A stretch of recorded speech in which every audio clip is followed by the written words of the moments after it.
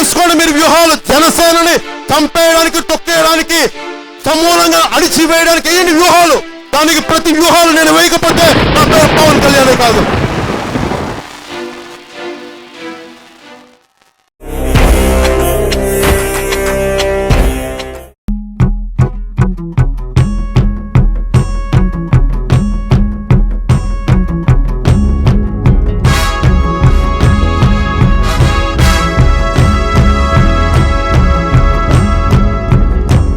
ఒకడొచ్చాడు వచ్చాడు జాతిని జాగృతి గొలుప, వచ్చాడు వచ్చాడు కులము మతముల దెంప.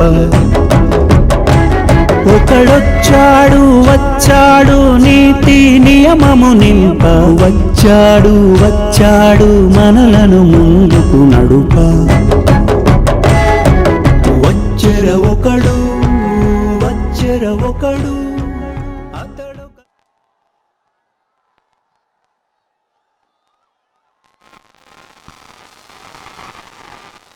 ఇక్కడికి వచ్చిన నా అక్క చెల్లెలకి, ఆడపడుచులకి, కూర్చున్న నా వీర మహిళలకి,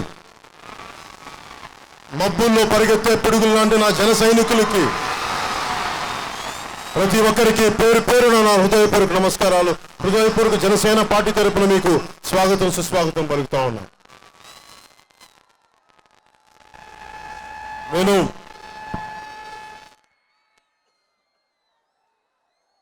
గుంటూరు జిల్లాలో బాపట్లలో పుట్టిన వాడిని. నేను గుంటూరు జిల్లా ఇంత పెద్ద మీటింగ్ 2009లో ఇలాంటి బహిరంగ సభ ఒకటి చేయడానికి వచ్చి అక్కడ పరిస్థితులు కుదరక వెనక్కి వెళ్ళిపోయాను ఆ రోజున. కానీ ఈ రోజున దశాబ్దం తర్వాత దాదాపు ఈ రోజున మళ్ళీ నన్ను గుంటూరులో చాలా బలంగా దెబ్బతిన్న తర్వాత, ఓటమికి వెళ్ళిపోయిన తర్వాత, వేల కోట్లు లేకుండా, పెద్ద స్థాయి రాజకీయ నాయకులు లేకుండా, కేవలం బలమైన సమాజం మారాలి అనే ఒక బలమైన సంకల్పం గల మీలాంటి మనలాంటి సామాన్యులు పెట్టిన పార్టీ జనసేన పార్టీ. దీనికి పెద్ద మేధావులు లేరు, ధనిక వర్గం లేదు, కడుపు మండి ఉన్నాం, అవినీతి రాజకీయాలతో విసిగిపోయాం, వారసత్వపు రాజకీయాలతో అలసిపోయాం. బాధ్యత లేని రాజకీయ నాయకులు చూస్తూ విసిగిపోయి మారాలి ఈ సమాజం, ఈ రాజకీయ వ్యవస్థని ప్రక్షాళన జరగాలి అని నిశ్చయించుకొని జనసేన పార్టీని చాలా బలంగా స్థాపించడం జరిగింది. అనేక ఒడిదుడుకులు ఎదుర్కొన్నాం, దెబ్బలు తిన్నాం, ఓటమి అంచుల్లో కూరుకుపోయాం. కానీ ఏ రోజున కూడా ధైర్యం బెసకల. దెబ్బ పడే కొద్దీ ఈ బంతిలా ఎగిసి పైపడతాం, తిరిగి బలంగా సాధిస్తామనే ఒక బలమైన ఉద్దేశంతో ఏమాత్రం మనం అపజేయాలి కానీ ఓటములు కానీ ఏ రోజు బెసకలేదు మనం. ఈ రోజున ఎందుకు నాకింత విపరీతమైన ప్రజాదరణ ఉండి, మీ అందరూ ఆదరించే ఒక నటుడిగా ఉండి కూడా ఎందుకు నాకు రాజకీయాల్లోకి రావాలి, బలంగా నిలబడాలి, అవినీతిపైన ప్రక్షాళన జరగాలి, ఒక మంచి ప్రభుత్వాలు రావాలి, ఇవన్నీ ఎందుకునంటే నేను కూడా చాలా విసిగిపోయాను. ఏ రోజున కూడా నాకున్న స్టార్డమ్ కానీ ఏది నాకు ఎప్పుడు ఆనందం కలిగించేలా. సినిమాల్లో సమస్యల్ని, సినిమాల్లో మంచి చెడులు ఎదుర్కోవటం వేరు, నిజ జీవితంలో వచ్చి సమస్యలు ఎదుర్కోవాలంటే చాలా కష్టమైనవి, చాలా గడ్డైనవి. ఇవన్నీ తట్టుకొని కూడా ఎందుకు నిలబడ్డాను అంటే మీరందరూ నా వెనక ఉన్నారని ఒక చిన్న బలమైన ఆశ. చాలా మంది అడుగుతారు ఎందుకు నీకు రాజకీయాలని. మన అభిమానులు కూడా చాలా మంది అన్న నువ్వు రాజకీయాల్లోకి వస్తే నేను అందరూ తిడతారు, నీ మీద మాట అంటే భరించలేవు, నువ్వు రాజకీయాల్లోకి రావద్దు అంటే. నాకు రాజకీయాల్లోకి రావడానికి డబ్బులు సంపాదించుకోకర్లా, పెద్ద సినిమాల్లో మీరు ఇచ్చిన ప్రేమ విమానాల కంటే అంతకుమించి అవసరం లేదు. కానీ ఎందుకంటే 2014లో రాష్ట్ర విభజన జరిగిన పద్ధతి చూసి 2009లో కొన్ని రాజకీయాలకు రావడానికి కంటే ముందు 2007, 2006లో కామన్ మ్యాన్ ప్రొటెక్షన్ ఫోర్స్ అని ఎందుకు ఒక ఎన్జిఓ సంస్థ ఎందుకు పెట్టానంటే అది ఒక రోజున పొలిటికల్ పార్టీ అవ్వాలని పెట్టాను. ఆ రోజున కామన్ మ్యాన్ ప్రొటెక్షన్ ఫోర్స్ దేనికి అంటే మనకి ఇన్ఫ్లుయెన్స్ లేకుండా, డబ్బులు లేకుండా, కేవలం అధికార బలం ఉన్న వాళ్ళే, డబ్బు బలం ఉన్న వాళ్ళే, వేలకు వేల కోట్లు ఉన్న వాళ్ళే రాజకీయాల్లోకి వెళ్ళి ఇంకా మిగతా వాళ్ళకి అభివృద్ధి దూరం అయిపోతున్నప్పుడు నాకు అనిపించింది ఆ రోజున జీవితకాలం అంతా ఏమీ చేయకుండా సినిమాలు చేసుకుంటూ డబ్బులు సంపాదించి నా పిల్లల వరకే చూసుకోవాలా, అన్నదమ్ములు లాంటి ఆడపడుచులు లాంటి వాళ్ళందరికీ నిలబడాలా. నాకు రెండు నిర్ణయాలు అనిపించినాయి. ఎందుకంటే ఎంత కుటుంబానికి చేసినా కానీ మనది వసుదైక కుటుంబం, మనందరం ఒక కుటుంబం. నాకు చిన్న కుటుంబం నాకు నచ్చదు. ఎందుకంటే నాకు మీ అందరూ అండగా ఉంటేనే మీరు నచ్చేనట్టున్నాను. అలాంటిది నా జీవితం మన అణగారిన వర్గాలకి, అవినీతితో నిండిపోయిన బాధపడుతున్న ప్రజలకి అండగా నిలబడకపోతే నా జీవితం వ్యర్థమనిపించింది. డబ్బులు లేవు, ఏముంది నా దగ్గర అంటే నేను బయటకు వస్తే నన్ను నమ్మి చాలా మంది, ప్రతి చోట కోట్లాది మంది, లక్షలాది మంది ప్రజలు ప్రతి జిల్లాలో తరలి వస్తారు, నన్ను నమ్మి బయటకు వస్తారని ఒకే ఒక్క బలమైన నమ్మకం నన్ను రాజకీయాలకు తీసుకొచ్చింది. డబ్బున్న వాళ్ళు ఉన్నారో లేదో నాకు తెలియదు, మేధావి వర్గం ఉన్నారో లేదో తెలియదు, కానీ వచ్చి కూడా జనసేన పార్టీ పెట్టిన విధానం కూడా చూస్తే నాకు మా నాన్నగారు ముఖ్యమంత్రి అయ్యారు కాబట్టి అలా ముఖ్యమంత్రి అవ్వాలని చెప్పి అలాంటి పరిస్థితుల్లో కాదు, వారసత్వ రాజకీయాలకు కాదు, నిజంగా విసిగి వేసారిపోయి అప్పటి కాంగ్రెస్ నాయకులు కూడా, స్థానిక కాంగ్రెస్ నాయకులు కూడా చేద్దామంటే దేశ కాంగ్రెస్ నాయకులు వినకపోవడం, జాతీయ పార్టీలు మనల్ని గుర్తించకపోవడం, నా బాధ, నా భయం కూడా ఎప్పుడో 1969లో 60లో జరిగిన తప్పులకి 2014లో మనం బేర్ చేస్తాం ఆ సమస్యలన్నింటికి. ఈ రోజుకి అస్తవ్యస్తంగా అయిపోయిన రాజకీయ వ్యవస్థకి మళ్ళీ నాలాంటి వాడు, ప్రజాదరణ ఉన్నవాడు, బలమైన సంకల్పం కలిగిన వాడు, పోరాటం చేయగలిగే సత్తా ఉన్నవాడు, చచ్చిపోవడానికి సిద్ధంగా ఉన్నవాడు, గుండె ధైర్యం గలవాడు నేను కూడా మాట్లాడటానికి వెనకంజి వేస్తే అవినీతి గెలిచినట్టు అవుద్ది, దోపిడీ వర్గాలు గెలిచినట్టు అవుద్ది, అసమర్థులు గెలిచినట్టు అవుద్దని చెప్పి అన్నిటికీ తెగించాను. ఉంటే ఉంటాం, పోతే పోతాం, కానీ సత్యం మాట్లాడాలి. అవినీతి వ్యవస్థని ఎంత ప్రక్షాళన జరుగుద్దో, ఎంత ప్రక్షాళన చేయగలమో మనకు తెలియదు, కానీ పోరాటం చేస్తే పోయేదేముంది విధవ బానిస సంఖ్యలు తప్ప. అన్నీ ఆలోచించి విసిగిపోయి జనసేన పార్టీ పెట్టాం. ఎందుకు అందరూ అడుగుతారు, అనవసరంగా మీరు తెలుగుదేశం పార్టీని అందరం ఎక్కిచ్చారు. నేను ఒకటే నమ్మాను, ఇంగ్లీష్లో ఒకటి ఉంటుంది, there will be times to confront and times to cooperate. సహకారం, ప్రజాస్వామ్యంలో సహకారం అందించాల్సిన పరిస్థితులు ఉంటాయి, సంఘర్షణ జరపాల్సిన పరిస్థితులు ఉంటాయి. 2014లో సంపూర్ణంగా ఆంధ్రులందరినీ తెలంగాణలో దోపిడీ వర్గాలుగా తిట్లు తింటా ఉంటే నాకు నిజంగా బాధ వేసింది.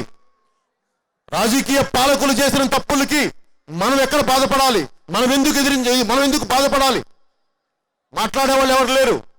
ఏదైనా మాట్లాడితే తెలంగాణ నాయకులు మన మీద దాడులు చేస్తారేమో, తెలంగాణ నాయకులు మన మీద ఎదురు తిరుగుతారేమో, ఆస్తులు లాక్కుంటారేమో అనే భయం మన నాయకులందరికీ. కానీ తప్పు జరుగుతున్నప్పుడు కూడా నాకు అలాంటి భయాలు ఉంటే, ఆస్తులు ఉంటే ఉంటాయి, పోతే పోతే ధైర్యంగా మాట్లాడాలనుకున్నాను. ఏముంటది, పోతే ప్రాణం చేస్తారంతే కదా. విసిగిపోయాను.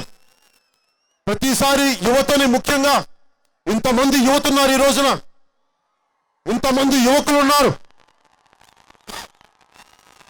ఇంతమంది యువ ఆడపడుచులు ఉన్నారు.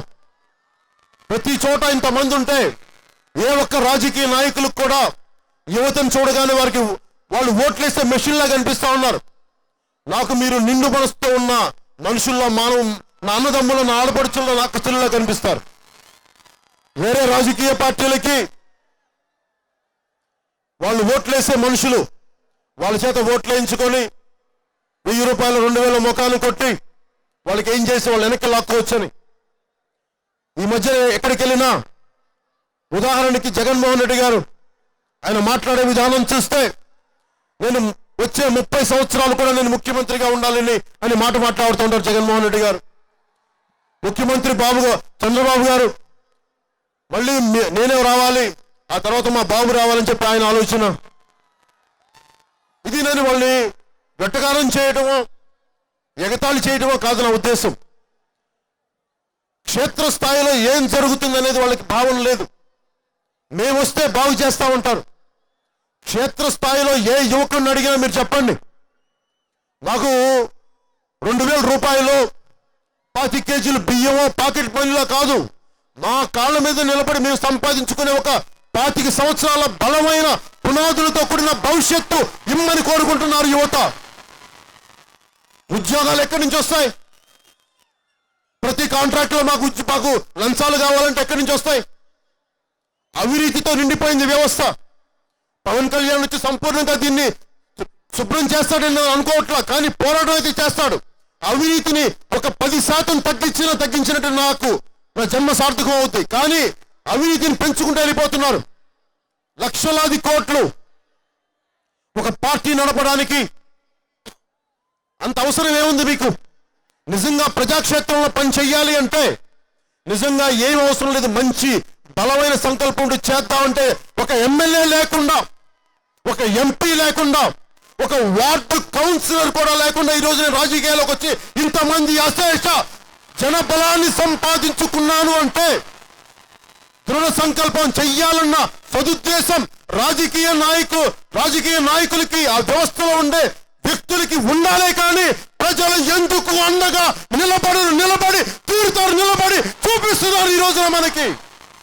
ఏం పవన్ కళ్యాణ్ చూడాలంటే ఒక యూట్యూబ్ లో చూసుకోవచ్చు, సెల్ ఫోన్ లో చూసుకోవచ్చు, సినిమాల్లో చూడొచ్చు. ఎందుకు రోడ్ల మీదకి వచ్చారంటే అలిసిపోయారు, విసిగిపోయారు. ఇదే గుంటూరులో నేను మొన్న పోయిన వర్షాల కాలంలో కూర్చోబెట్టి మొత్తం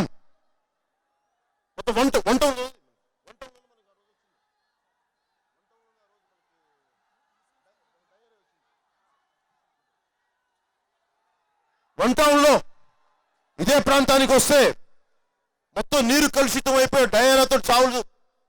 వెళ్ళి చూస్తే ఎందుకంటే మనం చూస్తే డ్రైనేజ్ సిస్టమ్ బాగాలేదు. ఈ రోజుకి కూడా ఒకవైపున కోతవేటుకు దూరంలో ఉంది రాజధాని. ఇంత రాజధానిలో కూడా కూర్చోబెట్టి ఆ రోజు ఎంత హృదయ విదారకంగా అనిపించిందంటే హాస్పిటల్స్ పడిపోయి ఉన్నారు. మనకి గవర్నమెంట్ హాస్పిటల్ చూస్తే మన గుంటూరులో చూస్తే సరైన అన్ని బెడ్స్ లో ఏంటో అలా ఇష్టారాజ్యంగా పడేస్తున్నారు. మీకు డాక్టర్స్ అవమానించాలని కాదు, వైద్య శాఖ అధికారి లేడు, వైద్య మంత్రి లేడు,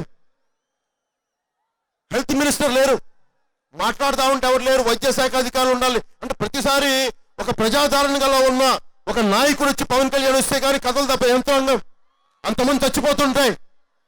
తిరిగిపోయిన ప్రాణాలను మనం సంపాదించగలమా? డ్రైనేజ్ వ్యవస్థను కూడా మనం సరిగ్గా చేసుకోలేని పరిస్థితులు. నేను ముఖ్యమంత్రి గారిని రాత్రికి రాత్రి అన్ని సమస్యలను పరిష్కారం చేస్తానని చెప్పట్లా, కుదురుతుందని కూడా చెప్పట్లా. కానీ మీరు ప్రయత్నం కూడా చేయకపోతే ఎట్లా? నిజంగా విసిగిపోయా. ఒక దేహానికి ఒక రక్తనాళం సరిపోదు, ఒక దేశానికి ఒక నది సరిపోదు. అలాగే రాజకీయ వ్యవస్థ కూడా ఒక చంద్రబాబు గారు, ఒక జగన్మోహన్ రెడ్డి గారు సరిపోరు. చాలా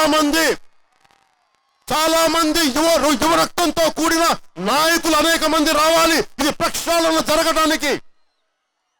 అంతేగాని జగన్మోహన్ రెడ్డి గారు వచ్చేసి నేను 30 సంవత్సరాలు ముఖ్యమంత్రిగా ఉంటానంటే ఒక్కళ్ళు చేయలేనిది కాదు ఇది, ఒక్కళ్ళు చేసేది కాదు ఇది. ఈ పరిష్కారం సంపూర్ణంగా వ్యవస్థని మార్చాలి. మేధావులు ఎక్కడున్నారు ఈ రోజున?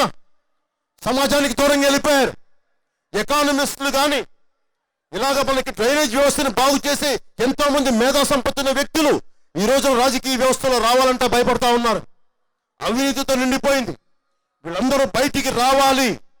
నేను జనసేన పార్టీ పెట్టింది కేవలం అధికారం కోసమే. అయితే నాకే అధికారం కావాలనుకుంటే 2009లో నేను ఎంపీ అవడానికో ఎమ్మెల్యే అవడానికో నన్ను అడ్డుపెట్టే ఎవరూ లేరు. కానీ ఎందుకు నేను అనుభవం కావాలి అంటానంటే, ఒక ఐపీఎస్ చదవడానికి, ఐపీఎస్ ఆఫీసర్ అవ్వడానికి ఎంట్రన్స్ టెస్టులు రాయాలి, అనుభవం కావాలి. చిన్నపాటి టీచర్ కావాలంటే బీఈడీ చదవాలి. ఈ కోర్సులు ఇంతమంది చదివితే కానీ మనకు దిశానిర్దేశం చేయలేరు.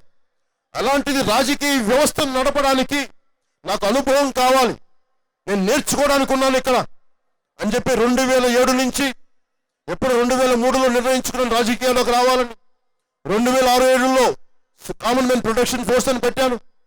ఆ తర్వాత అప్పటి పిఆర్పి పార్టీలో పనిచేయడం జరిగింది యూత్ వింగ్ అధ్యక్షుడిగా. అది కాంగ్రెస్లోకి వెళ్ళిపోయినా కానీ నేను ఎందుకు నిలకడగా ఉన్నానంటే, వ్యవస్థని మార్చాలి. ఒక రోజున అవినీతితో నిండిపోయిన వ్యవస్థ పైన పోరాటం చేయాలి, భయపడకూడదు. డబ్బులు ఉన్నా లేకపోయినా పార్టీ ఆఫీసులకి బిల్డింగ్, ఈ రోజు వచ్చిన బిల్డింగ్లు పార్టీ ఆఫీస్ బిల్డింగ్లు. నేను స్టార్ట్ చేసినప్పుడు నాకు పార్టీ ఆఫీస్ బిల్డింగ్ ఎక్కడుంది? ఒక కొద్దిపాటి కట్టడానికి ఎవరు వచ్చేవాళ్ళు కాదు నా దగ్గరికి. కానీ నాకు ధైర్యం, ఒక డేరా వేసుకొని కూడా, టెంట్ వేసుకొని కూడా నేను రాజకీయాలు చేయగలను. నాకు అంత గుండె ధైర్యం ఉంది. రాజకీయాలకి బలమైన సంకల్ప బలం ఉండాలి తప్ప డబ్బులు కానీ బిల్డింగ్లు కానీ ఇవన్నీ తర్వాత వస్తాయి. ముందు సంకల్ప బలం ఉన్న వాళ్ళకి అన్ని సమకూరుతాయి. నాకు సంకల్ప బలం ఉన్నవాడిని. నేను నా ఆఖరి శ్వాస వరకు నేను మీకోసం, మీరు చూపించే ప్రతి అభిమానం, వాత్సల్యం కోసం నేను నా సర్వస్వం, నా ఆఖరి శ్వాస వరకు మన సమాజం కోసం, మన దేశం కోసం నేను పనిచేయడానికి సిద్ధంగా ఉన్నాను అని నిర్ణయించుకొని వచ్చాను రాజకీయాల్లోకి. దెబ్బలు తింటాం, అపజయాలు ఉంటాయి. అపజయాలు ఉంటే అది మీ దెబ్బ కొట్టి బలమైన విజయాలు కూడా సాధిస్తాం. మనం అనుకున్న లక్ష్యాలు కూడా సాధించి తీరుతాం. అన్ని ఆలోచించుకొని వచ్చాను నేను రాజకీయాల్లోకి. ఎవరో ఒక 6 నెలలు 7 నెలలు పిచ్చి పిచ్చిగా నన్ను తిడితే కూడా ఎందుకు భరిస్తానంటే, నన్ను ఏమాత్రం ఎవరు బెదరగొట్టలేరు. ప్రాణాలని వదులుకోవడానికి వచ్చిన వాడిని. నాకే 10 మంది తిడితే 6 నెలలు కాదు 60 సంవత్సరాలు తిట్టినా నేను కూర్చోబెట్టి భయపడే వ్యక్తిని కాదు. చాలా బలమైన పోరాటం చేయగలిగిన వాడిని. అన్ని ఆలోచించాను. ముఖ్యంగా యువతకి, రైతులకి, ఆడపడుచుల రక్షణకి, వారి చదువులకు కానీ ఇవన్నీ నాకు చాలా బలమైన ఆశయాలు ఉన్నాయి. నా కళ్ళ ముందు ఈ రోజున రైతుల దగ్గరికి వెళ్తే వారికి సరైన గిట్టుబాటు ధర లేదు. అలాంటిది మన గుంటూరు ఏ మూలకెళ్ళ, నిజంగా మన తెలంగాణ, మన మీద కోపం రావడానికి కూడా మీకే చక్కటి గుంటూరు ఉంది మీకు. కానీ గుంటూరు వచ్చి పల్నాడు చూడండి, ఎంత ఎంత వెనుకబడిపోయి ఉంటుందో మనకి పల్నాడు. కానీ ఏదో కొన్నిపాటి పచ్చడి ప్రాంతాలు చూసి చాలా మంది నాయకులకి మేము విడిపోతాం అని చెప్పి మనల్ని వెళ్ళగొట్టారు తెలంగాణ నుంచి. ఈ రోజుకి ఒక్క నాయకులు బలంగా మాట్లాడరు. నేను తెలంగాణ నాయకులతో మాట్లాడితే నేను మీరు కూడా చూసిండొచ్చు. గవర్నర్ గారి దగ్గరికి వెళ్ళినప్పుడు కేసీఆర్ గారితో మాట్లాడాను. నేను అందరితో చాలా పద్ధతిగా మాట్లాడతాను, చాలా సంస్కారంగా ఉంటాను. కానీ తల వంచినట్టు కాదు, గుర్తుపెట్టుకోండి. మర్యాద, పోరాటం చేసిన వ్యక్తుల మీద నా గౌరవం,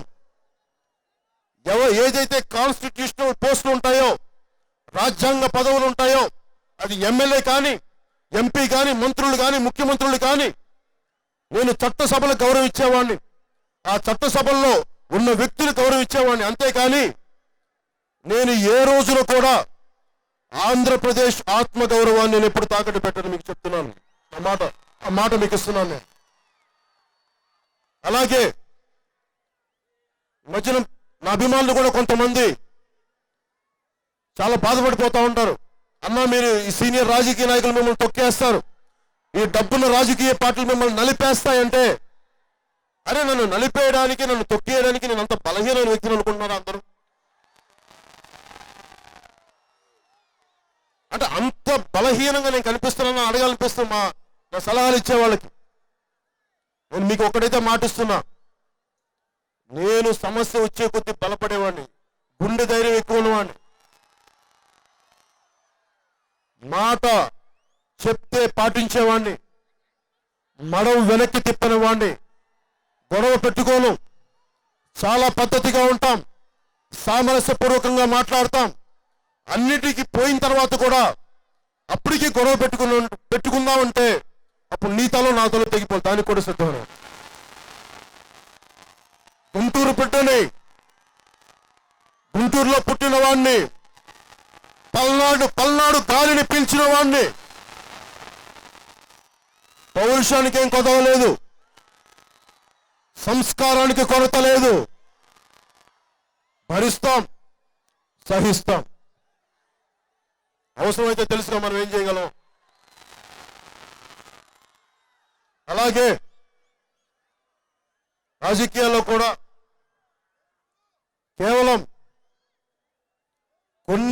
కొంతమంది వ్యక్తులకి ఎందుకు 7 సిద్ధాంతాలను పెట్టానంటే, నిజంగా మనకి విడిపోయిన తర్వాత మనల్ని రాజకీయ వ్యవస్థలా చూశారు కదా, మనల్ని ప్రాంతాల వారీగా రాష్ట్ర విభజన జరిగింది. మళ్ళీ ఈసారి రాజకీయ వ్యవస్థ ఏం చేస్తుంది, మళ్ళీ మన కులాలుగా కొట్టుకుంటాం. ఖచ్చితంగా కొన్ని కులాలకి ఆ బలం ఉంది, ఆర్థిక బలం ఉంది, నేను కాదంటలేదు. కానీ ఒక కులంలోని వ్యక్తులందరూ సంపూర్ణమైన దుర్మార్గులని చెప్పి కక్ష కట్టుకొని 2 కులాలు కలిపి ఇంకో కులం మీద కానీ 3 కులాలు కలిపి ఇంకో 2 కులాల మీద చేసుకుంటూ వెళ్ళిపోతే మనకి శాంతి భద్రతలు బాగుండవు, అభివృద్ధి జరగదు. నాకు ఇవన్నీ భయం కనిపించినాయి. నాకు ఎప్పుడు నేను 10వ తరగతి చదువుతుండగా నెల్లూరులో సెయింట్ జోసెఫ్ స్కూల్లో నా స్నేహితుని ఒకడిని హైదరాబాద్ వెళ్తే 10th క్లాస్లో హైదరాబాద్ చదువుకోవడానికి వెళ్తే నువ్వు ఆంధ్రోడు అని చెప్పి కొట్టి పంపించేశారంట 2 నెలల తర్వాత. అంటే నేను 83, 84 జరిగిన సమస్య కూడా 2014 వరకు ఉంది అంటే సమస్య ఎప్పుడు ఆగదు దాన్ని కరెక్ట్ చేయకపోతే. అలాగే నాకు భయం అనిపించిందంటే, ఇలాగే మనం వదిలేస్తే ఈ రాజకీయ వ్యవస్థని మనల్ని కులాలుగా వేరుకొడతారు. కులాల పేర్ల మీద చెప్పి నాయకులు బాగుపడుతున్నారు కానీ కులాలు బాగుపడట్లేదు. నాకు నిజంగా ఆవేదన ఉంది. కులాలను వాడుకుంటున్నారు, కులాల్లోని యువతను తిప్పుకుంటున్నారు, కానీ కులాల్లోని యువతకి ఏం చేయట్లేదు. అందుకని నేను అవకాశవాదపు ఉన్న ఏ వ్యక్తులైనా సంపూర్ణంగా కులాలకు అతీతంగా, మతాలకు అతీతంగా సంపూర్ణంగా వాళ్ళని ఖండించి తీరాలి. ఎందుకంటే నాకు నిజంగా అలసిపోయాం, విసిగిపోయాం. ఛానల్స్ లేవు మన దగ్గర ఉన్న ఛానల్స్ లేవు, న్యూస్ పేపర్ లేవు. మన దగ్గర నా దగ్గర ఉన్న నాకున్న న్యూస్ ఛానల్స్ మీరందరూ ప్రతి ఒక్కరు ఒక న్యూస్ ఛానల్, ప్రతి ఒక్కరూ ఒక న్యూస్ పేపర్. నన్ను చూపిస్తారో లేదో నాకు తెలియదు, నా మాట తీసుకెళ్తారో లేదో తెలియదు, కానీ సత్యం గుండెల్లో ప్రతి ఒక్కళ్ళలో ప్రతిధ్వనించి తీరుతుంది. అది సత్యం తాలూకు లక్షణం. నాకు నిజంగా కానీ కోరికలే ఉండుంటే ప్రధానమంత్రి గారు అడిగేవాడు, నాకు ఎంపీ పదవి ఇవ్వండి, నన్ను పార్లమెంట్లో చేర్చుకోండి, కేంద్ర కేబినెట్లో చేర్చుకోండి అని. నాకు అలాంటి ఆశలు లేవు. నేను ఎవరినైనా ఎదుర్కోవడానికి సిద్ధం. నాకు ఆశలు లేవు. నేను నిజంగా ఉంది ఈ నాయకులందరూ కూర్చొని 5 సంవత్సరాలైనా కానీ ఈ రోజుకి మన రాజధాని సంపూర్ణంగా కట్టలేకపోయాము. ఈ రోజు కూడా ఇదే స్పెషల్ కేటగిరీ స్టేటస్ గురించి ముఖ్యమంత్రి గారు అన్ని రకాలుగా మాటలు మార్చారు. నేను కోరుకుంటుంది కూడా, ఏదో ఒక మాట చెప్పండి. సమస్యలు ఉంటాయి, ఒక మాట చెప్పండి. మీరు ఒక మాట మీద నిలబడండి. అంటే అవసరానికి పవన్ కళ్యాణ్ వచ్చాడు, ఎన్నికల ప్రచారానికి పవన్ కళ్యాణ్ రావాలి, మీరు అధికారంలో రావడానికి జనసేన కావాలి, మీ పదవులకి మా జన సైనికులందరూ, మా ఆడపడుచులందరూ మీకు ఓట్లు వేయాలి. కానీ సమస్యలు అప్పుడు మటుకు మమ్మల్ని నిర్లక్ష్యం చేయండి. సభలు పెట్టుకుంటే మా బ్యానర్లు చించేయండి.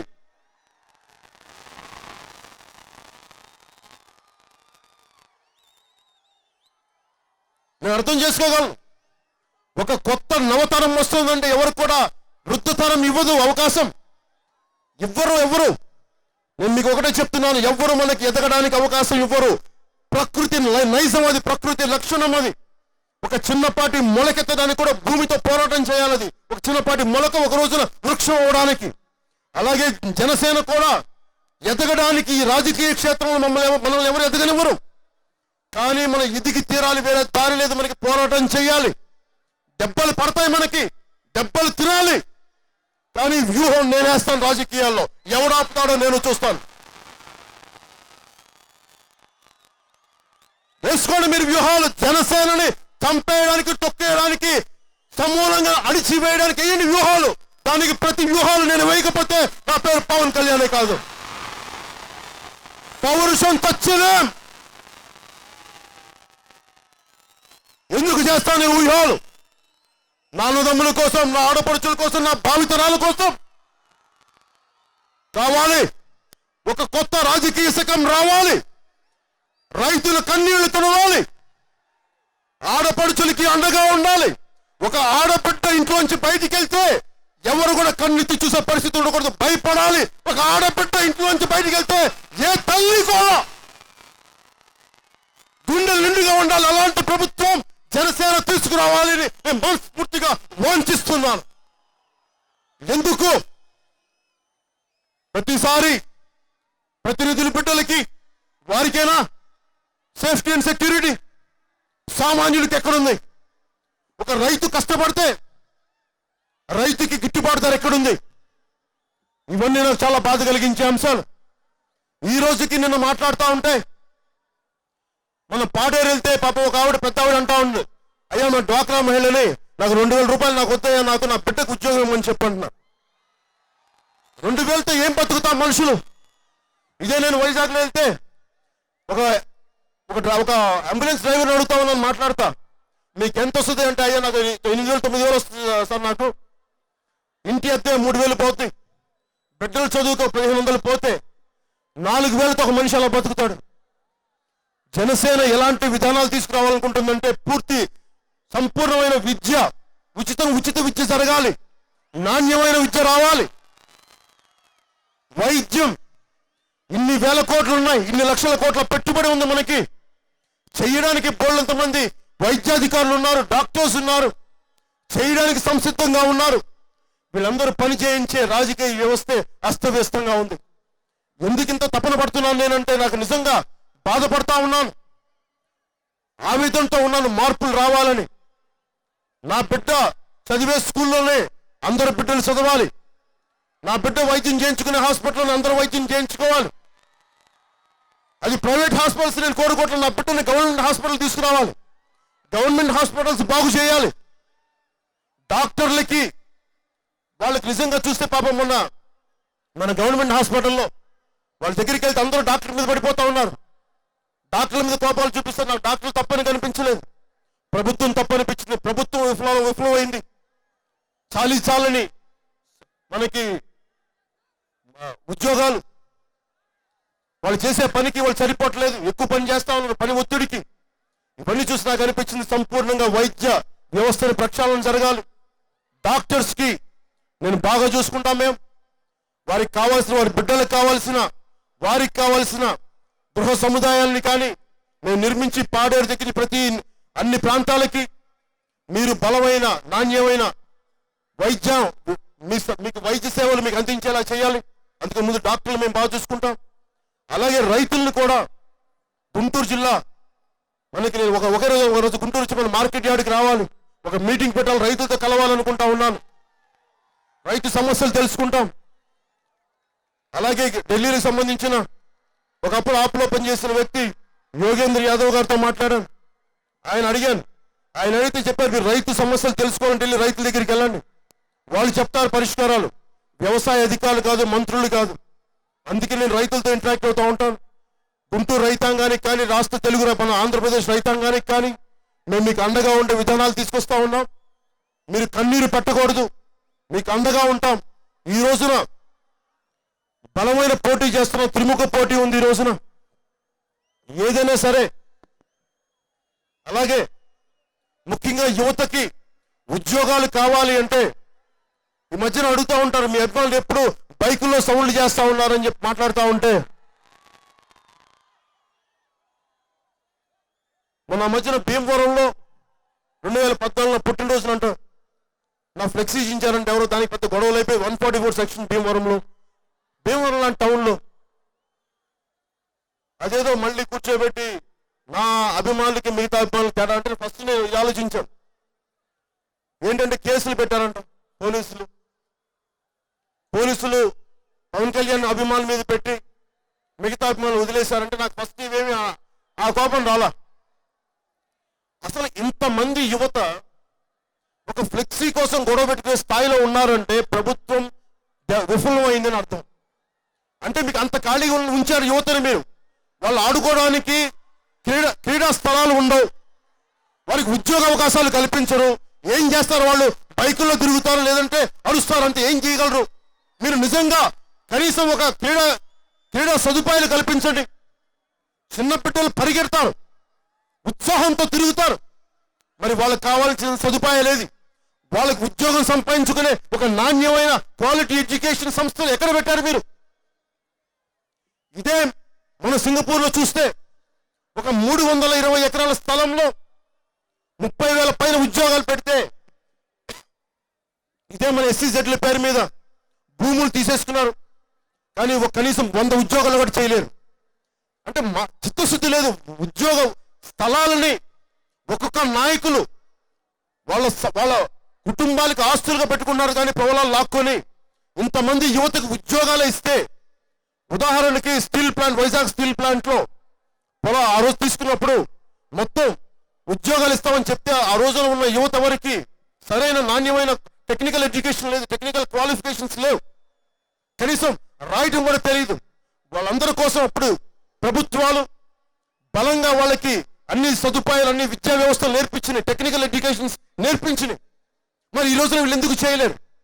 అనంతపురంలో ఒక ఫ్యాక్టరీ పెట్టినా కానీ అక్కడ కావాల్సిన సదుపాయాలు ఎందుకు చేయరు? మెకానికల్ ఇంజనీర్స్ ఎందుకు తయారు చేయరు? ఏరోనాటికల్ ఇంజనీర్స్ ఎందుకు తయారు చేయరు? ఒక ఆటోమొబైల్ ఇంజనీర్స్ ఎందుకు తయారు చేయరు? ఎంతసేపు కూర్చోబెట్టి బ్యాంకుల్లో మనకి ఒక కూపస్థ మండూకాలాగా వెళ్ళిపోయి కొన్ని సెక్టార్లే తప్ప, నిజంగా ఇంత భారతదేశం ఇంత బలమైన వ్యవస్థ, ఒక్కొక్క యువకుల్లో ఒక్కొక్క యువతిలో నాకు ఒక ఝాన్సీ రాణి, ఒక నాయకులు కనిపిస్తారు, నాకు శాస్త్రవేత్తలు కనిపిస్తారు, డాక్టర్లు కనిపిస్తారు, మహానాయకులు కనిపిస్తారు. మీకెందుకు కనిపించావు? మీరందరూ మీ ఇళ్లలోనే, మీ బంధువుల్లోనే కనిపిస్తారా? మిగతా ఎక్క చోట కనిపించరా? నేను కోరుకుంటుంది కూడా జనసేన పార్టీ విధానాలు మీకు ఉద్యోగాలు వచ్చేలాగా ఎలాంటి విద్యా సంస్థలను తీసుకొస్తాయి, మనకి ఎక్కువ ఉద్యోగాలు వస్తాయి, ఎలాంటి పరిశ్రమలు పెడితే ఇంతమందికి ఉపాధి అవకాశాలు కల్పిస్తాయి. అలాగే నేను ఒక పారిశ్రామికవేత్తను అవ్వాలి, నేను ఒక ఎంటర్ప్రెన్యూర్ అవ్వాలి అంటే ఎంతసేపు నాకు మా మావయ్య ఎమ్మెల్యే ఉండాలి, మా బాబాయ్ అక్కడ ఏదో సంస్థలు ప్రభుత్వ ఉద్యోగం ఉండాలి, ఇలా కాదు. సామాన్యులకు కూడా చిన్నపాటి పెద్ద నుంచి బలమైన పారిశ్రామికవేత్తలుగా కావాలి, అన్ని కులాల నుంచి రావాలి, బడుగు బలహీన వర్గాల నుంచి, వెనుకబడిన ఆర్థికంగా వెనుకబడిన కుటుంబాల నుంచి వీళ్ళందరికీ అండగా ఉండాలి. ఇలాంటి పాలసీలు తీసుకొస్తా ఉన్నాను. అన్ని వెనుకబడిన కులాలకు కూడా మీలో నుంచి ఎంటర్ప్రెన్యూర్స్ రావాలి. మీరు ఉద్యోగాలు తీసుకునే వాళ్ళు కాదు, ఉద్యోగాలు ఇచ్చేవాళ్ళు అవ్వాలి. నా బిడ్డ కూడా మీరు ఉద్యోగాలు ఇచ్చే అవ్వాలని చెప్పి నేను మనస్ఫూర్తిగా అలాంటి పాలసీలు తీసుకురావాలని నేను మనస్ఫూర్తిగా ఆలోచిస్తున్నాను. అలాగే ఆడపడుచులు ఉన్నారు, మహిళలు ఉన్నారు, విద్యార్థులు ఉన్నారు. ఇందాక దారిలో వస్తూ ఉంటే లేడీస్ హాస్టల్ కనిపించింది, చిన్న ఒక అగ్గిపెట్టి లాంటి బిల్డింగ్. ఆ ఆడబిడ్డలకి, అక్క చెల్లెలకి వాళ్ళు ఎంతసేపు చదివేనా, వారి బయటకు వచ్చి తిరిగే అవకాశాలు ఎక్కడున్నాయి? కాలేజీకి వెళ్ళండి, మళ్ళీ కాలేజీ 4 గోడలకు వెళ్ళండి, 4 గోడల నుంచి మధ్యలో 4 గోడలకు వెళ్ళి మళ్ళీ రోడ్డు మీద ట్రాఫిక్ ఇసల వీళ్ళకి మానసిక వికాసానికి కానీ, వీళ్ళు ఎదగడానికి కానీ ఏమున్నాయి? క్రీడా స్థలాలు ఎక్కడున్నాయి? ఒక ప్రత్యేకమైన స్కిల్స్ నేర్చుకోవడానికి ఎలాంటి సదుపాయాలు ప్రభుత్వాలు చేయకపోతే యువత ఎక్కడి నుంచి బలపడుతుంది? అంటే అందరం మనం కూర్చోబెట్టి బలహీనమైన యువతను మనం తయారు చేసేది ఇదేనా స్వామి వివేకానంద కోరుకుంది? ఇదేనా సుభాష్ చంద్రబోస్ కోరుకుంది? ఇదేనా భగత్ సింగ్ కోరుకుంది? ఇదేనా మహాత్మా గాంధీ కోరుకుంది? నేను నమ్ముతున్నాను, నేను చిత్తశుద్ధిగా ఉన్నాను. నేను సినిమాల్లోనే మిమ్మల్ని ఇంత బలంగా నీకు ఒక బలమైన సందేశాలు ఇవ్వగలను. అలాంటిది నాకు ఎప్పుడు మీరు అవకాశం ఇస్తారో నాకు ముఖ్యమంత్రిగా తెలియదు, కానీ మీ ఇష్టం, నేను పనిచేయడానికి సిద్ధంగా ఉన్నాను.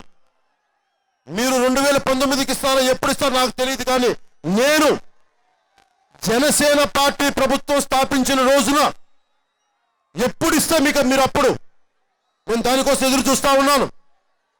ముఖ్యమంత్రి అవ్వడానికి కాదు, ఒక బలమైన సామాజిక మార్పులు తీసుకురావడానికి, లక్షలాది యువతకి ఆశ కల్పించడానికి, ఆడపడుచులకి మీకు ఉన్నాను, ఒక అన్నయ్య మీకు అండగా ఉన్నానని చెప్పడానికి.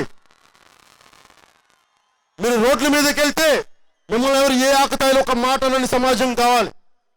అధికారులని ఉదాహరణ దాకా చెప్పినట్టు భీమవరంలో ఫ్లెక్సీ జించితే గొడవలు అంటే ఎందుకు రావాలి? దీనికి లా అండ్ ఆర్డర్ ఎక్కడ ఫెయిల్ అయింది? ఇక్కడ ఒక వర్గం మీద మీరు కేసులు పెట్టి ఇంకో వర్గం మీద వదిలేస్తే తప్పులు రావా? గొడవలు జరగవా? ఈ రోజుకి మనం ఈ మధ్యన తినాలిపోతే అక్కడ విద్యార్థులు చెప్తా ఉన్నారు, ఒక హీరో మేము కటౌట్లు కడితే మేము కడతామంటే వద్దని చెప్పారు, మళ్ళీ వేరే హీరో కటౌట్లు అంటే. అసలు సినిమా సంబంధించిన వ్యవహారాలు కాలేజీల్లో ఏం పడినా ఫస్ట్ ప్రశ్న అది. విద్యాలయాలు ఉంది, కాలేజీలు చదువుకోవడానికి, సినిమా మాటలు మాట్లాడడానికి, అది సినిమా కటౌట్లు పెట్టడానికి, అవన్నీ సినిమా అంటే వ్యవస్థ ఏం చేస్తుంది? దీన్ని ఎవరు తప్పు పట్టాలి? నేను విద్యార్థులను తప్పు పట్టను, యంత్రాంగాన్ని తప్పు పడతాం, అధికార యంత్రాంగాన్ని తప్పు పడతాం, రెవెన్యూ వ్యవస్థను తప్పు పడతాం, మంత్రిత్వ శాఖను తప్పులు పట్టాలి. నా భయం ఇదే. గుంటూరులో కానీ మనకి ఆంధ్రాలో కానీ గొడవలు వస్తాయి, కుల పోరాటాలు వస్తాయి. పవన్ కళ్యాణ్ కులంగా చూడొచ్చు, పవన్ కళ్యాణ్ అందరూ వాడిగా చూడొచ్చు. ఎలా చూస్తాం అనేది మన మనిషి తాలూకు ఉన్నతిని బట్టి ఉంటుంది. నేను అందరినీ సమానంగా చూస్తాను. సపోర్ట్ చేసినప్పుడు నేను అందరూ బాగుండాలని సపోర్ట్ చేస్తాను. వాళ్ళు వివక్ష చూపించినా కానీ నాకేం బాధ అనిపించదు.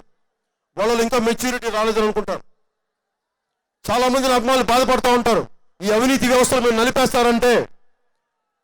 పగలు జనసేన అని చెప్పి రాత్రులు మళ్ళీ వేరే తెలుగుదేశం నాయకులకి వెళ్ళే వ్యక్తులు కూడా మన నా చుట్టుపక్కల నాకు తెలుసు. పగలంతా పవన్ కళ్యాణ్ రావాలి, రాత్రుల పూట మటుకెళ్ళి, ఉదాహరణకి మొన్న వైజాగ్లో చెప్తా ఉన్నా, పగలంతా పవన్ కళ్యాణ్ అని చెప్పి తిరుగుతూ, జనసేన తిరుగుతూ, రాత్రి వెళ్ళి తెలుగుదేశం నాయకులు గంటా గారింట్లో ఉంటారంట.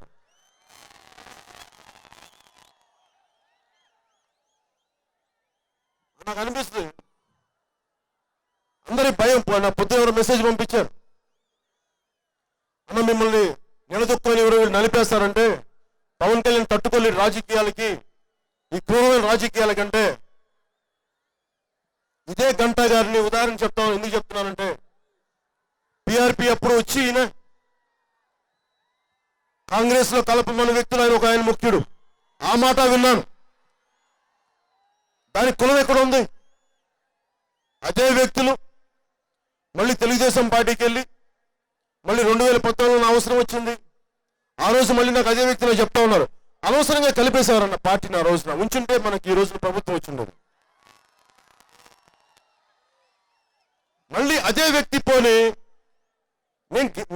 ఆయన తరపున ప్రచారం చేశాం భీమిలీకి.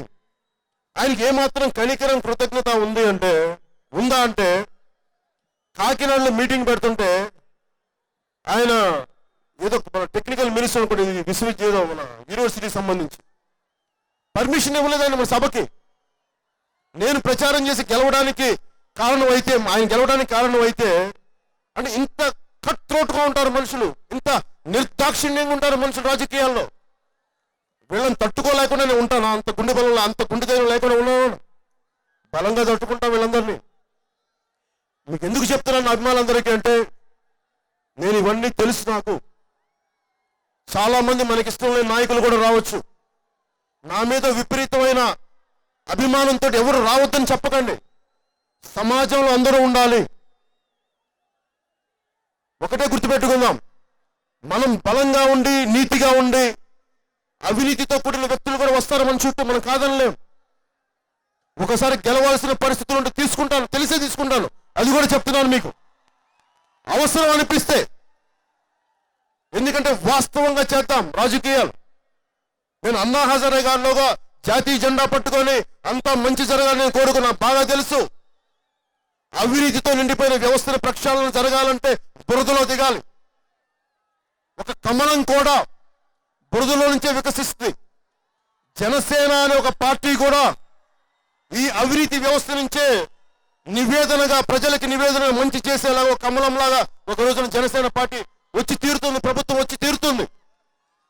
ఈ అవినీతి పనులను కూడా ఒకటే గుర్తుపెట్టుకోండి, మన సద్బుద్ధి వల్ల వాళ్ళు చెడు బుద్ధిని వదులుకుంటారో వాళ్ళ చెడు బుద్ధి మనకంటుతా లేదా అనేది కాలం నిర్ణయించాలంటే నేను చాలా బలమైన వ్యక్తి, నన్ను ఎవరు మార్చలేరు. ఎన్ని కోట్లు ఇచ్చానా, ఎన్ని వేల కోట్లు నాకు ఆఫర్ చేసినా, భయపెట్టినా ఏ రోజు కూడా నేను బెసగల. ఎందుకంటే నేను చాలా దశాబ్దాలు ఆలోచించాను రాజకీయాల్లోకి రావడానికి. విసిగిపోయాను. మార్చాలి ఇది. ఈ రోజున జనసేన పార్టీ కానీ లేకుండా కానీ ఉండుంటే వైజాగ్లోని dredging corporation of India Miniratna company కేంద్ర ప్రభుత్వం ఈ పార్టీకి వదిలేసి ఉండేది. తెలుగుదేశం ప్రభుత్వం బలం లేకపోవడం, జగన్మోహన్ రెడ్డి గారు చట్టసభల్లోకి వెళ్ళకపోవడం, ప్రధానమంత్రి గారు అంటే భయపడటం, మరి ఏంటో తెలియదు. వీళ్ళెవరు అడగపోతే ఏమైపోయి ఉండేది. డ్రెడ్జింగ్ కార్పొరేషన్ ఆఫ్ ఇండియా ఈ రోజున ప్రైవేట్ పరం అయిపోయి ఉండేది. కానీ జనసేన బలంగా నిలబడింది, వామపక్షాలు బలంగా నిలబడ్డాయి. మేము కార్మికులకు అండగా ఉన్నాం. ఒక ఎమ్మెల్యే ఒక ఎంపీ లేకుండా ఆప్ చేయగలిగాం. ఈ రోజున డ్రెడ్జింగ్ కార్పొరేషన్ ఉద్యోగులందరూ ఈ రోజున ఉద్యోగుల కుటుంబాలు నవ్వుతా ఉన్నారు, ఈ రోజున ఆనందంగా ఉన్నారు. అంటే నిజంగా పని చెయ్యాలి అంటే ప్రజల కోసం ఎన్నున్న ఎట్లా చేయొచ్చు చూసుకోండి. ఒక ఎంపీ ఎమ్మెల్యే లేకుండా కూడా చేసుకోవచ్చు. నాకు జగన్మోహన్ రెడ్డి గారి వ్యక్తిగత నాకేం కోపాలు ఉంటాయి, ఆయన మీద చంద్రబాబు గారి మీద నాకేం కోపాలు ఉంటాయి. మీరు ప్రజలకి ఏం చేస్తారో చేయండి అని కదా నేను కోరుకునేది. అవి చేయనప్పుడు నేను ఏం చేస్తాను? పోరాటం చేయాలి. నేను మీ అందరికి కోరుకుంటుంది కూడా 2019 చాలా కీలకమైన సంవత్సరం, చాలా క్లిష్టమైన సంవత్సరం. మీరు చూశారు కదా రాజకీయాలు ఎలా మారిపోతున్నాయో. ఒకరికి నమస్కారం పెడితే ఆ పార్టీకి తల వంచాడంటారు. ముఖ్యమంత్రి గారికి షేక్ హ్యాండ్ ఇస్తే వైసీపీ వాళ్ళు తెలుగుదేశం కమ్ముడిపోయానంటారు.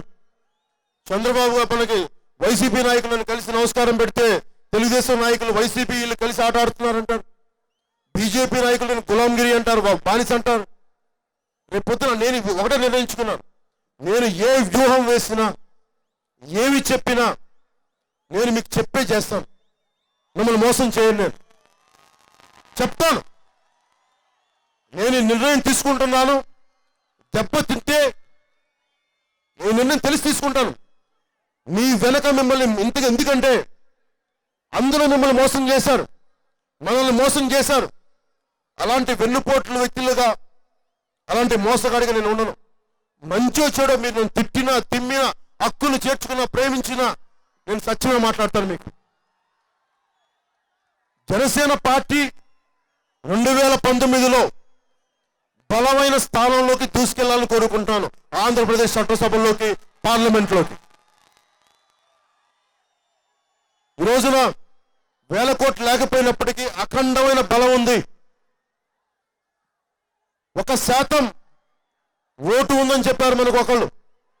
అదే వ్యక్తులు ఈ రోజున శాతం పెరిగిందని చెప్తా ఉన్నారు. నిజంగా జనసేనకే బలం లేకపోతే ఇంతమంది నాయకులు మనం గుర్తించాల్సిన అవసరం లేదు. ఇంతమంది నాయకులు మేము మీతో పంచుకోవాలి, మీరు మాతో కలిసి రావాలి అని మన వెంటపడాల్సిన అవసరం లేదు. మనకి చాలా బలంగా ఉన్నామని అర్థం. మన దగ్గర మీడియం లేదు కాబట్టి, పవర్ లేదు కాబట్టి, చెప్పే నాయకులు లేరు కాబట్టి మనం మాట్లాడలేకపోతున్నాం. నేను ఒకటే చెప్తున్నాను అన్నదమ్ములకి, నేను మీకు అండగా ఉంటాను.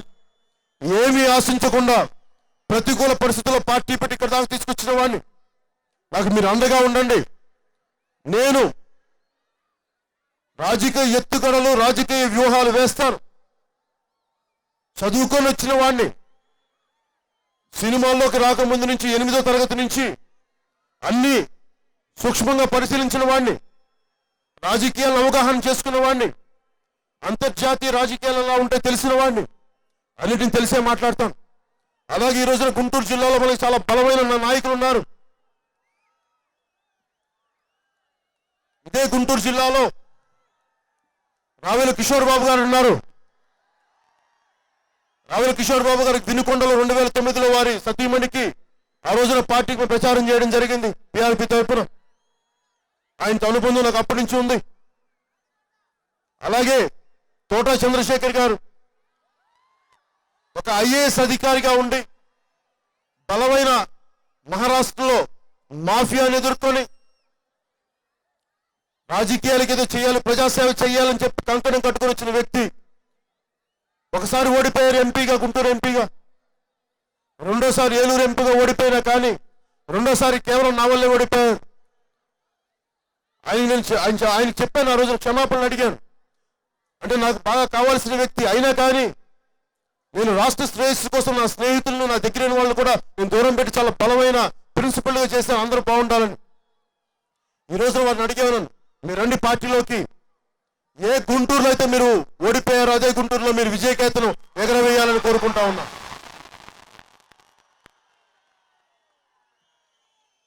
పెద్దలు సోదరులు నాదెళ్ల మనోహర్ గారు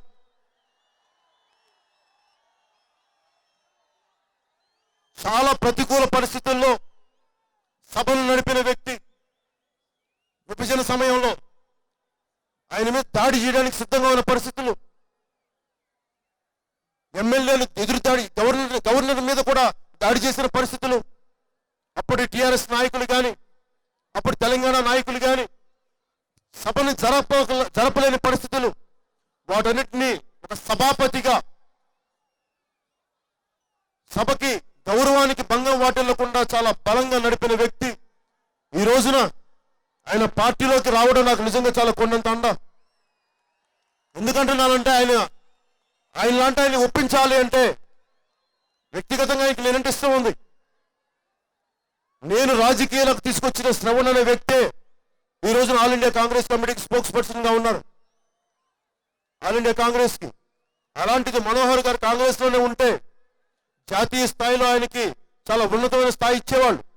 ఆయన ఎందుకు ఆగిపోయారంటే నిజంగా మన రాష్ట్రానికి అన్యాయం జరిగింది. మనలాంటి వాళ్ళం కలిసి ఇప్పుడు ఒక వేదిక పైన రాకపోతే ద్రోహం చేసిన వాళ్ళం అవుతాం. ఈ అవగాహన పెంచుకోవడానికి సంవత్సరం పాటు సుదీర్ఘమైన చర్చలు జరిపి ఈ రోజున మా మనోహర్ గారు గుంటూరు మన తెనాలి నుంచి పోటీ చేయబోతా ఉన్నారు. అంటే మనకి అందరూ మాట్లాడతారు, పవన్ కళ్యాణ్ గోదావరి జిల్లాలో తిరుగుతున్నాడు, అక్కడ తిరుగుతారు. అరే పవన్ కళ్యాణ్ పుట్టిన గుంటూరు జిల్లాను ఎలా మర్చిపోతారు మీరు? పల్నాడు బిడ్డ పవన్ కళ్యాణ్ ఎలా మర్చిపోతారు మీరు? పల్నాటి పౌరుషం ఉన్నవాడి, పల్నాటి పౌరుషాన్ని గుండెల్లో నింపుకున్నవాడిని మేము ఎలా మర్చిపోతాం? మా గుంటూరుని నిలబెట్టి తీరుతాం. ఇక్కడ జనసేన విజయకేతనాన్ని ఎగరవేస్తాం. అమరావతిని స్వాధీనం చేసుకుంటాం. అమరావతిలో జనసేన జెండా రెపరెపలాడుతూ ఎగరాలి ఒక రోజున.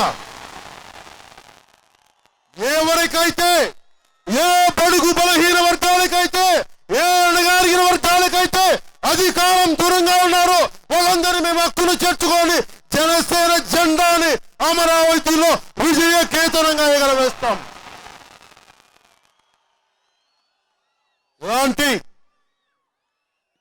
పరిస్థితుల్లో నేను అందరినీ, అభిమానులందరినీ కోరుకుంటుంది, జన సైనికుల్ని కానీ, ఆడపడుచుల్ని కానీ, అక్క చెల్లెల్ని కానీ, మీరు మా మీద భరోసా పెట్టండి. నేను ఎప్పుడు నా మీద నమ్మకాన్ని వమ్ము చేసే వ్యక్తిని కాదు. అన్ని రాజకీయ వ్యూహాలు మీకు చెప్పి ప్రజాక్షేత్రంలో చెప్పి చేస్తాను.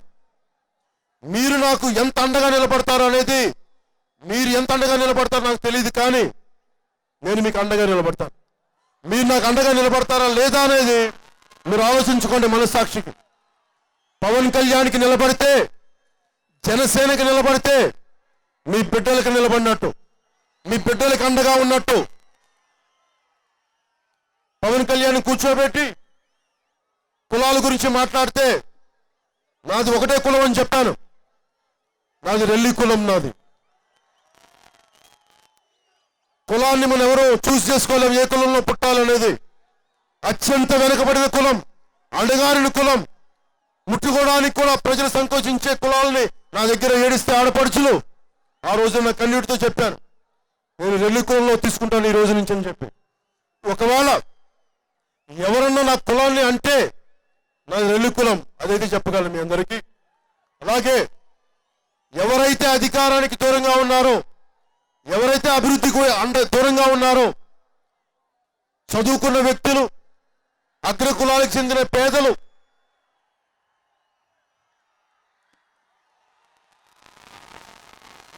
అగ్రకులాలకు చెందిన పేదలు, మేము మీకు అండగా ఉంటాం. అన్ని పాలసీలని మీకు బలంగా తీసుకొస్తాం. 2019లో చాలా బలమైన విధి విధానాలతోటి మీకు అందరికీ అండగా ఉండేలాగా బలంగా చట్టసభలోకి అడుగు పెడతాం అని చెప్పి తెలియజేసుకుంటూ, జనసేన ప్రభుత్వాన్ని సాధించే దిశగా అడుగులు మొదలు పెడుతున్నాం. అలాగే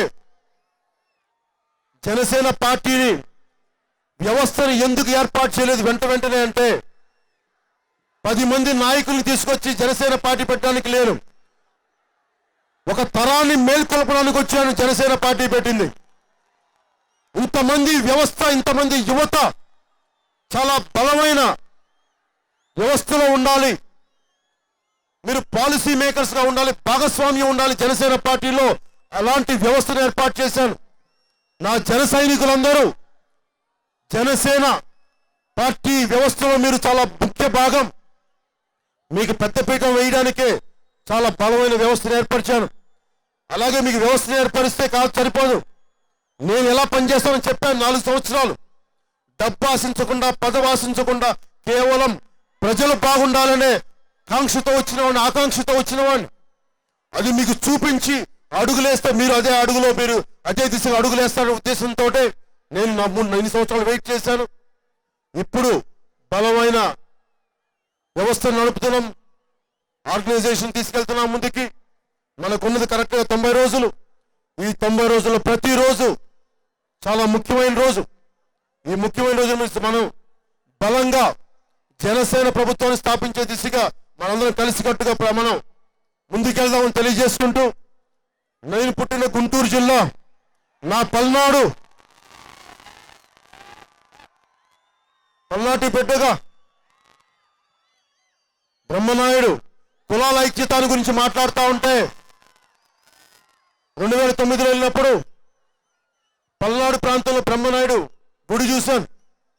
చాపకూడు గురించి చెప్తే ఈ రోజున కులాల ఐక్యత ఎందుకు పెట్టారంటే, చాపకూడు విధానాలు చూస్తే కులాల ఐక్యత పెట్టినది బ్రహ్మనాయుడు ఒకప్పుడు చేసింది. ఈ రోజున కులాల ఐక్యత అనేది అదే తీసుకొచ్చాం. ఈ రోజున అందరూ బాగుండాలి, అన్ని కులాలు బాగుండాలి, బడుగు బలహీన వర్గాలు, అణగారిన వర్గాలు, అభ్యున్నతికి దూరంగా ఉన్న వర్గాలని హక్కుని చేర్చుకుంటూ అన్ని కులాలకి సమానమైన గౌరవం ఇస్తామని తెలియజేసుకుంటూ, నాకింత ఆదరాభిమానాలతోటి అద్భుతమైన అవకాశాన్ని ఇచ్చిన మా జనసేన నాయకులందరికీ, పేరు పేరున మా కార్యకర్తలందరికీ, మా ఆడపడుచులందరికీ, మబ్బుల్లో పరిగెత్తే పిడుగుల్లాంటి నా జన సైనికులకి ధన్యవాదాలు తెలుపుకుంటూ సెలవు తీసుకుంటున్నాను. అలాగే మోడీ గారు స్పెషల్ కేటగిరీ స్టేటస్ మర్చిపోయారు. Bharatiya Janata Party special category status మర్చిపోయింది. మనం మర్చిపోలేదు. ముఖ్యమంత్రి గారు అప్పుడప్పుడు మర్చిపోతారు, గజనీ గారు లాగా. ఆయన 6 నెలలకు గుర్తొస్తుంది, అరే స్పెషల్ కేటగిరీ స్టేటస్ మర్చిపోయామని చెప్పి మళ్ళీ గుర్తు చేసుకుంటారు. అలా కాకుండా జగన్మోహన్ రెడ్డి గారికి ఏమో అసలు పట్టదది. అప్పుడు 29వ తారీఖున ఉన్నవాళ్ళు అరుణ్ కుమార్ గారు కూడా పిలిచారు. ఎందుకంటే ఏ పార్టీలైనా కానీ మనం అందరం కలిపి స్పెషల్ కేటగిరీ స్టేటస్ కోసం అందరం కలిపి ఒక వేదిక పైన రావాలి అంటే వైసీపీ నాయకులు రావట్లేదు. అందుకని వాళ్ళు ఎందుకు రావట్లేదు తెలియదు. కానీ జనసేన అయితే ఉండవల్లి అరుణ్ కుమార్ గారి మీద గౌరవంతో, విభజన హామీలకు ఆయన పోరాటం చేసిన గౌరవంతో ఆయన వేదిక వెళ్తున్నాను. అన్ని పార్టీలు ఏకమై విభజన సమస్య మీద పోరాటం చేయాలి. ఎందుకంటే మనకి రావాల్సిన చాలా ఉన్నాయి. ఇంతమంది యువతకు ఉద్యోగాలు రావాలి, బోల్డ్ అనే పరిశ్రమలు రావాలి. దీనిని జగన్మోహన్ రెడ్డి గారు ఎందుకు మర్చిపోయిన పద్ధతి కాదు. ఒకసారి వైసీపీ నాయకులు కూడా ఆలోచించుకొని మీరు కూడా వస్తే అందరం కలిసి ఎవరి కాళ్ళకి విడిగా పోటీ చేద్దాం, ఎలా పోటీ చేద్దాం తర్వాత చూద్దాం. కానీ ఆంధ్రప్రదేశ్ ప్రజల ఆత్మగౌరవానికి కానీ, ఆంధ్రప్రదేశ్ ప్రజల సమస్యల మీద కానీ అందరం ఒకటే గొంతు ఏకతాటిపైన నిలబడాలి. ఢిల్లీ దద్దరిల్లిపోవాలి, ఢిల్లీ వీధులు కిక్కిరిసిపోవాలి. ఆంధ్రుల ఆత్మగౌరవం దద్దరిల్లాలి. అందుకని అందరం ఒకే ఒకసారి ఎందుకు భారత్ మాతాకి జై అంటారంటే, ఒక రోజున మనల్ని ఎలాగైతే ఆంధ్రప్రదేశ్ ని అడ్డగోలుగా విభజించారో, ఒక రోజున ఉత్తరప్రదేశ్ కూడా 4 ముక్కలు కాకపోతే జనసేన పార్టీ చూస్తుంది, మనందరం చూస్తాం. ఒక రోజున ఉత్తరప్రదేశ్ 4 ముక్కలుగా అయ్యే రోజు ఖచ్చితంగా వచ్చి తీరుతుంది. మేం ఉత్తరాది నాయకులకి బాధ ఉంది. ఆ రోజున మీరు మా రాష్ట్ర విభజన జరుగుతున్నప్పుడు పార్లమెంట్లో కాళ్ళు లూపుతూ ఊగారు, మర్చిపోలేదు. మేం పౌరుషం చావాలా, ఆత్మగౌరవం మర్చిపోలా. తెలుగుదేశం నాయకులు మర్చిపోయారేమో, మా జన సైనికులు మర్చిపోలా, మా నాయకులు మర్చిపోలా, మా ఆడపడుచులు మర్చిపోలా. ఒక రోజున కేంద్రాన్ని నిలదీస్తాం. మీరు ప్రధానమంత్రులే కావచ్చు, ఏ స్థాయికైనా కావచ్చు, కానీ మా ప్రజలకు అన్యాయం జరిగినప్పుడు మేము అండగా ఉండడానికి ఏ స్థాయికైనా మేము పోరాటం చేస్తామని తెలియజేసుకుంటూ, ఒకసారి ఢిల్లీకి వినపడేలాగా, ముఖ్యమంత్రి గారి ఇంటికి ఒకసారి ఉలిక్కి పడేలాగా, జగన్మోహన్ రెడ్డి గారికి ఒకసారి తిప్పి చూసేలాగా భారత్ మాతాకి వందనాలు తెలుపుకుంటూ సభకి ముగింపిద్దాం.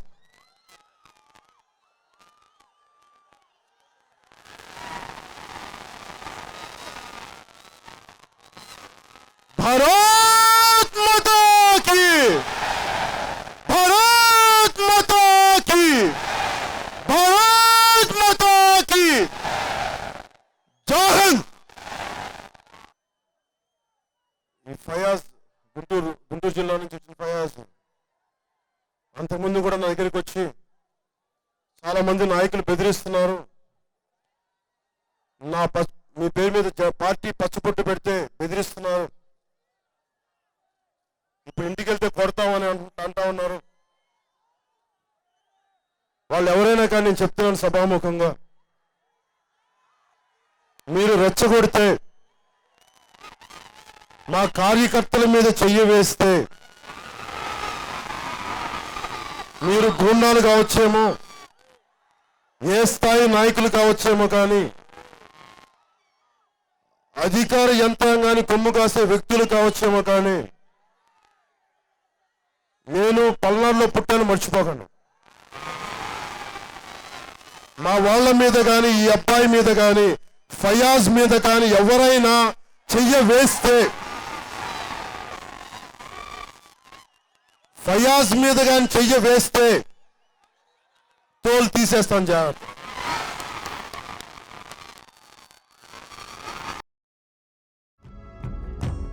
ఒకడొచ్చాడు వచ్చాడు జాతిని జాగృతి గొలుప, వచ్చాడు వచ్చాడు కులము మతముల దెంప. ఒకడొచ్చాడు వచ్చాడు నీతి నియమము నింప, వచ్చాడు వచ్చాడు మనలను ముందుకు నడుప.